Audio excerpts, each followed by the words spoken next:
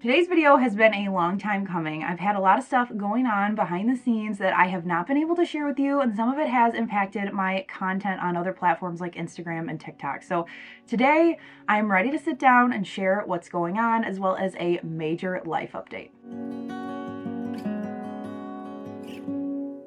You're watching Whiskey and Whit. My name is Whitney, and if this is your first time here, welcome. Now please note this is not my normal content. Usually I'm running around showing you guys how to DIY and decorate your home, but today I figured I would grab my tea, we would sit down, and I would give you a debrief as well as a fun announcement of what has been going on in my life. So without further ado, the exciting announcement is that I am pregnant with my second child. I am so excited. Alex is so excited. Finn is over the moon excited. And it is just something that we've wanted for quite some time. And so I am so incredibly thankful to be at this position and be able to share with you guys. So if you're watching this video, when it goes up, I am 14 weeks along. So I'm out of the first trimester. And when I tell you it was rough with a capital R. Not only because I was sick, but also because we went through a scare early on in the pregnancy. And so I'm hoping with the start of this new trimester, we can kind of turn over a new leaf and I can get to a point where I can feel, full excitement and not feel super sick. But, fingers crossed. Yesterday I was pretty sick. So we found out the second week of April, and it ended up that I took some tests too early, so they were negative. And then I was still late, so I took some more and ended up realizing that I was pregnant about April 8th. And so we had to wait until I was 7 weeks to schedule an appointment. If you know anything about pregnancy, usually from the time you take the test to the time you go into the doctor, not only is it nerve-wracking as all heck, but also, it seems like forever. At least that's how it was for Finn's pregnancy and also this one. So the Wednesday before I was supposed to go in on a Friday for my 7-week appointment, I started bleeding. And for somebody that's pregnant, that is so incredibly scary. The hard thing is too, they tell you some is normal and some is not normal. And there's usually a fine line, which, I feel like it's hard not to start worrying about, is it going to be a loss? What's going on? All these things. So we called the doctor. The doctor said, you know what, given what you're telling me, just come in on Friday. We'll do an ultrasound. We'll see where we're at. So those 2 days felt like it was about 3 months. We got to the appointment. They did the ultrasound and they said, the baby's measuring more than 5 days off of where it should be.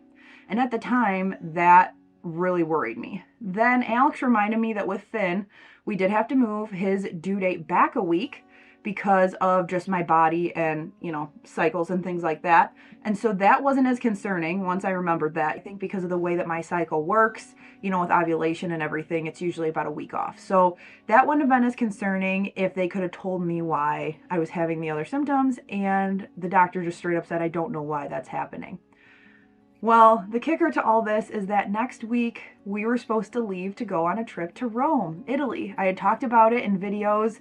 I didn't say where we were going, but I said we were going on a vacation, and the doctor said, listen, if something, goes in the direction we don't want it to, you're going to need to find a hospital that not only you can get to quickly, but that has an OB department, and also that you're comfortable navigating in a foreign country. And I looked at Alex and I was like, I don't want to go on the trip this bad. I was mentally preparing myself, that this might not be a viable pregnancy. And, we kind of just didn't know what was going on. So we canceled that trip. And then because of that, we had a lot of people that knew we were going to Rome. And so our closest family, we told them kind of what was going on. We're not going to Rome. Here's why. Not how we wanted to tell. Ooh. That was not how I envisioned announcing this baby going, because it was kind of with an asterisk of like, we couldn't have the big celebration, but we needed to let folks know. So I feel kind of guilty about that because we have all the cute videos of, telling people that we're pregnant with Finn. And this time it just didn't go that way, but, everything's working out, so it's okay. But, it was very scary. We went back the following Friday, and they were able to tell us that the bleeding was actually caused from a subchorionic hematoma, which from now that I have one, that I'm aware of it or had one, I feel like a lot more people are coming out and saying it, and that's why it's important for me to share this. So in case anybody else is going through this, you know, I had never heard of it. And then once I had told people what was going on with me, I had family members and friends say, you know, that happened to me. So it wasn't something that is really talked about, but I am thankful for all those women that told me about it because it made me feel not so alone. So the doctor said, you know, this can increase the risk of loss, and it can also just be fine on its own. And she said, come back in 2 weeks. Thankfully, after that appointment, I had stopped bleeding. We did the 2 weeks. We went back around 9 weeks because they had adjusted, you know, technically that first appointment was 6 weeks. The doctor said the hematoma's gone. It, you know, just absorbed like a bruise, and everything is back on track. That doctor told me at the 9-week appointment, like, you can breathe, you know, you can plan on having this baby at the end of the year, which was like, cue the waterworks. It was a rough go. But we just went to another appointment, which was 4 weeks after that. So, you know, 13 weeks. The heartbeat is strong, and I'm very grateful.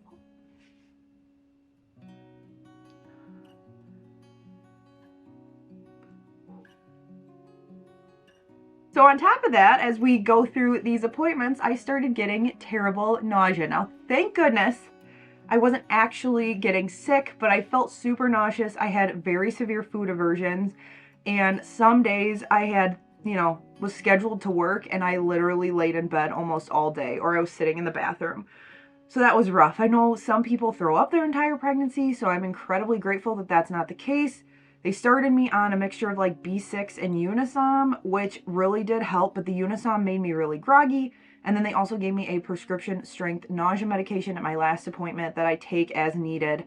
And I'm hoping coming into the second trimester, if it's anything like when I was pregnant with Finn, that I will feel better. Now, I went back and watched my first trimester video about what happened with Finn and how I felt.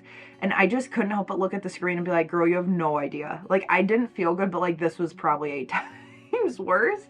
But you know, I can do it because I know, you know, I know what is coming at the end, but holy moly, it has been hard. It has been hard to get the content done. It has been hard to edit. It's been hard to get a couple days worth of work done in a row. And so thank you so much for, you know, bearing with me. Thank you for, you know, understanding that some weeks there's no content. Thanks for understanding I'm not cranking out Instagram reels like I used to.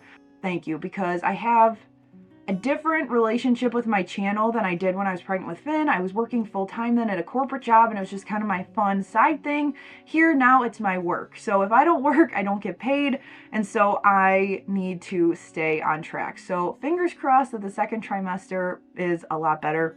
Right now my weirdest cravings are like Hawaiian punch, like fruit punch mixture. I don't know how to describe it, but if you know, at like parties, you mix Hawaiian punch like in a punch bowl with some Sprite.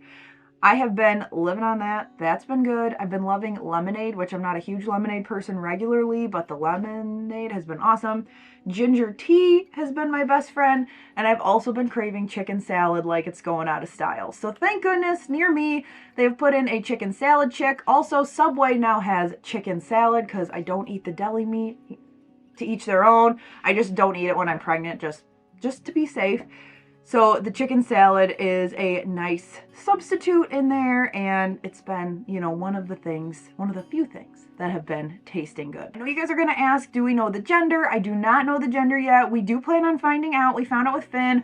I don't think we'll do a grand gender reveal this time, but what we will do is probably something intimate at home for Finn. Finn is excited. He's changed his mind about 65 times, whether it's a little brother or a little sister, but he will come up to me, put his hand on my stomach, and say, hi, baby, I love you. Which is like the most precious thing ever, and as you can tell, my hormones are like ratcheted up to 100 million and a half. I also want to let you know that if you have tickets booked for Pinners Conference in Texas, I will be there. I did not want this announcement to make anyone worried that you made arrangements to come meet us in Texas and that I won't be there because I'm pregnant. I am still going to be within my second trimester, and I actually traveled to Dallas around the same time for my old job with Finn in my stomach, so it's kind of funny, a little bit of serendipity, if you will, but I will be there at Pinners, so do not worry. I will make it to Texas.